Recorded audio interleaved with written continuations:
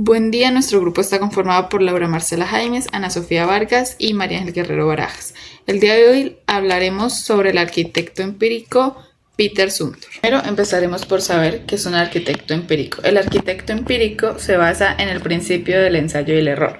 Un arquitecto empírico es alguien que enseña y construye basándose principalmente en la experiencia práctica y en el conocimiento adquirido de forma informal.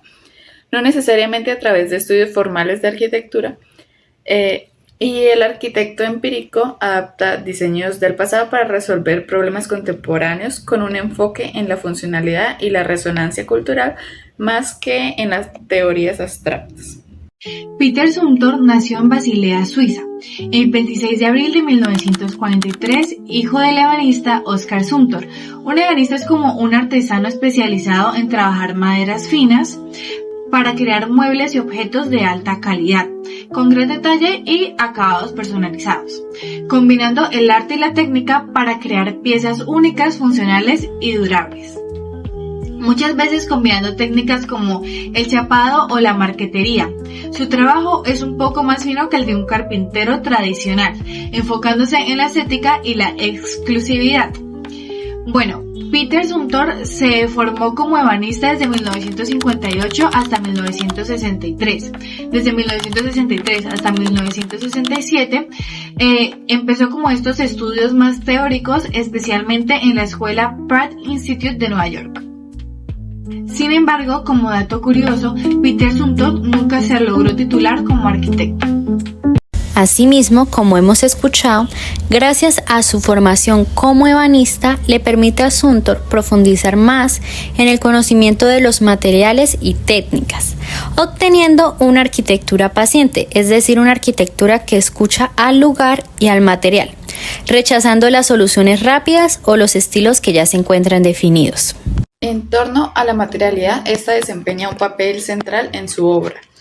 Para Zumthor, los materiales no son elementos inertes, sino portadores de significado y cualidades expresivas. Su aproximación busca liderar la esencia de los materiales sin mediaciones culturales, estableciendo relaciones culturales y simbólicas entre ellos y el objeto arquitectónico. La tangibilidad, el olor y la expresión táctil construyen elementos esenciales en su lenguaje arquitectónico, mediante el cual los materiales no adquieren solamente un significado sino dentro del contexto específico.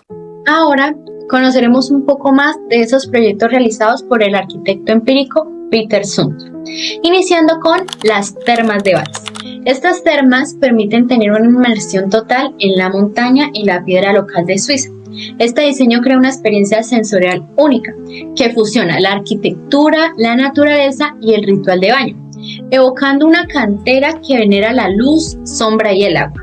Más que una estructura espectacular, es un espacio único para la contemplación y el bienestar, y suele ser conocido como un lugar donde el tiempo se detiene. El Museo Columba en Alemania es la fusión perfecta entre la historia, la fe y la arquitectura moderna, uniendo las ruinas de una iglesia gótica que fue destruida en la Segunda Guerra Mundial con una nueva edificación de ladrillo gris diseñada para preservar el arte sacro de la arquidiócesis, creando este espacio que honra el pasado mientras es capaz de reflexionar el presente a través del arte y la luz.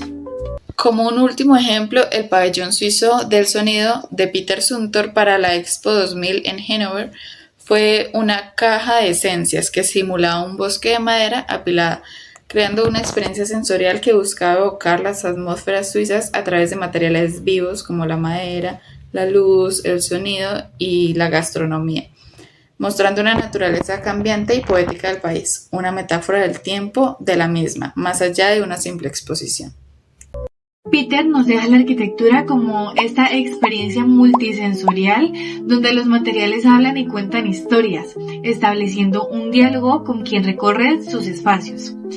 Para él, estos materiales no son neutrales, estos poseen una dimensión poética que se convierten en el corazón de todas sus obras arquitectónicas. Peter nos deja dos libros muy importantes. El primero es Pensando en la arquitectura.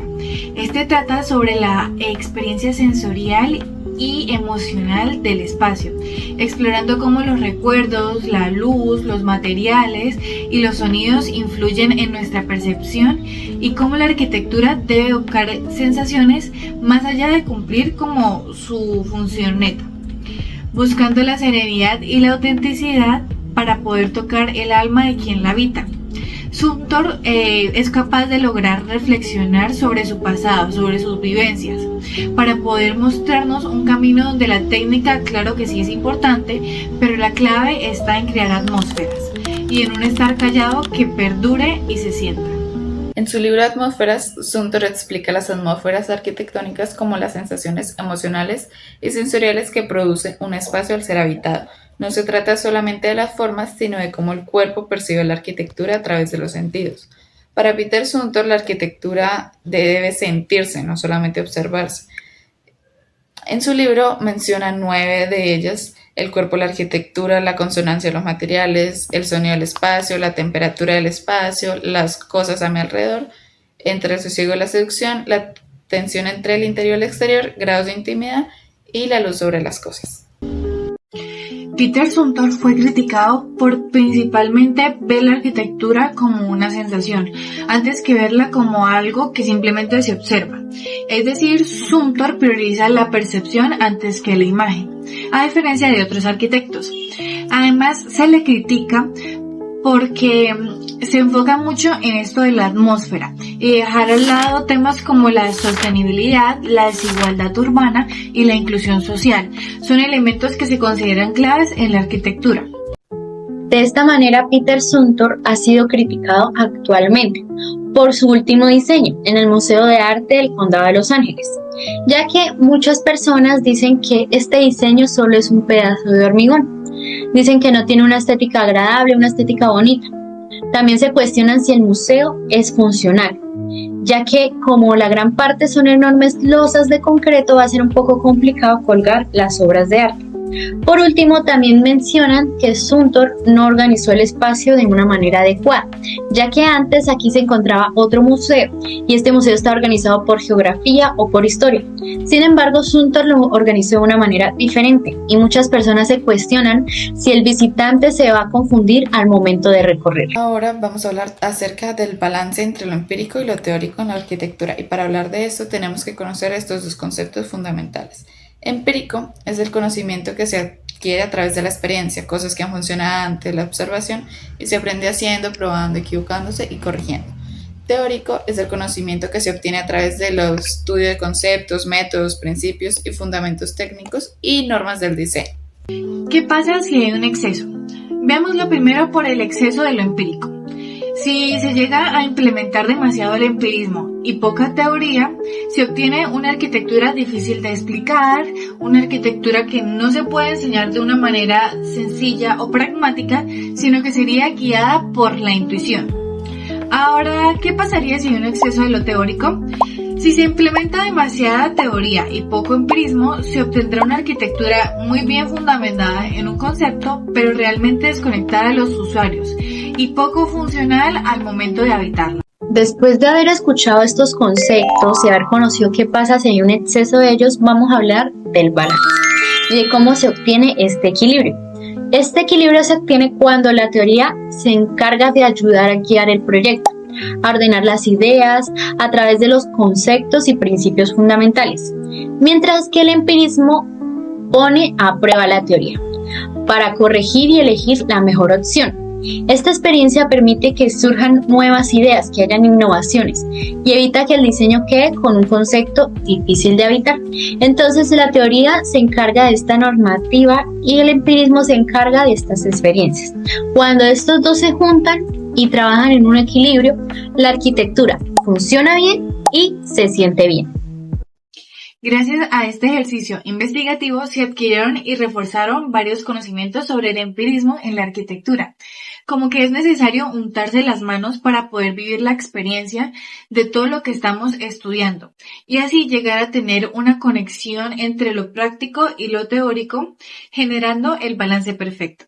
A través del estudio del arquitecto empírico Peter Sumpter, podemos concluir que él demostró un claro equilibrio entre lo empírico y lo teórico, ya que Zumthor alcanzó a estudiar y aprender los conceptos y normas fundamentales de la arquitectura, y aunque no se alcanzó a graduar, terminó toda esta formación a través de la experiencia y la observación.